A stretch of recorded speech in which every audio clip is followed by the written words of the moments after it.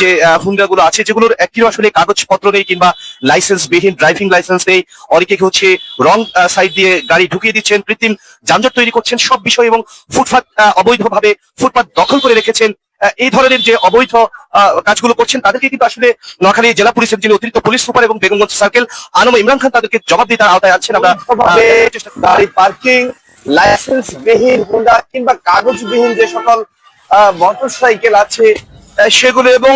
রং parking এর কারণে এবং রং সাইড থেকে প্রবেশ সহ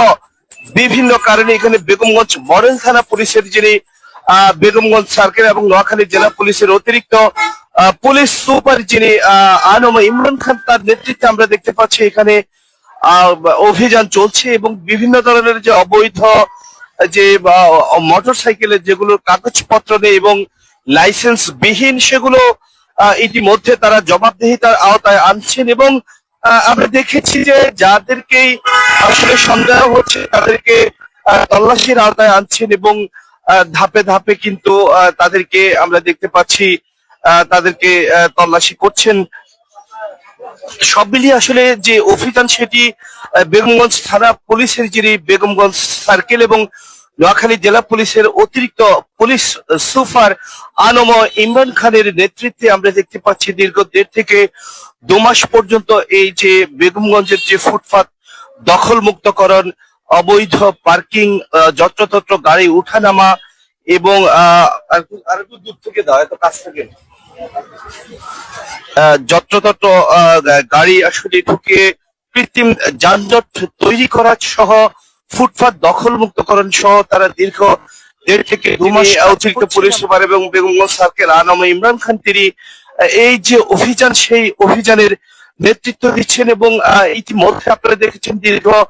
1.5 থেকে 2 মাস কিন্তু টানা অভিযানের ফলে কিন্তু এই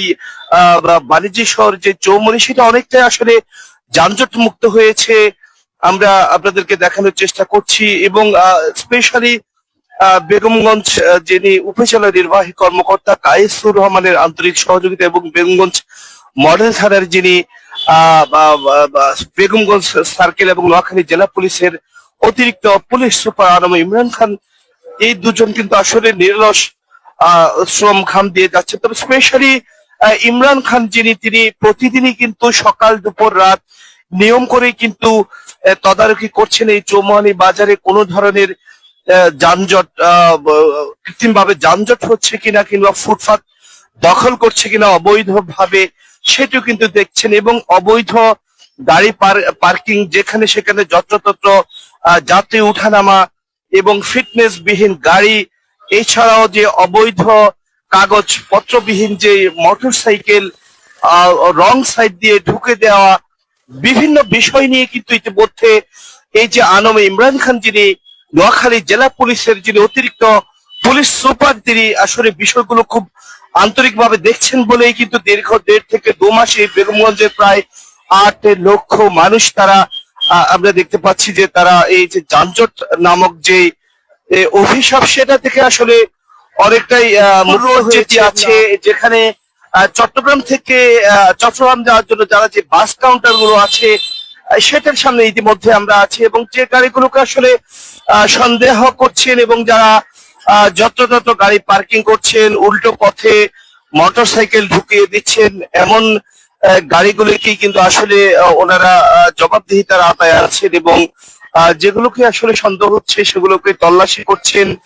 এবং ফুটপাত দখল মুক্ত করার ওনারা কাজ করছেন। তবে আমি এখানে বেগমগঞ্জ সার্কেলের যিনি আনম ইমরান খান তার সাথে কথা বলেছি, তিনি আমাকে বলেছেন আসলে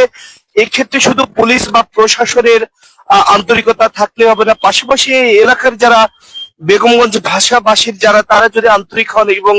একটু সচেতন হন তাহলে হয়তো এই যানজট আসলে চিরতরে বেগমগঞ্জ থেকে বা চৌমুহনী বাজারকে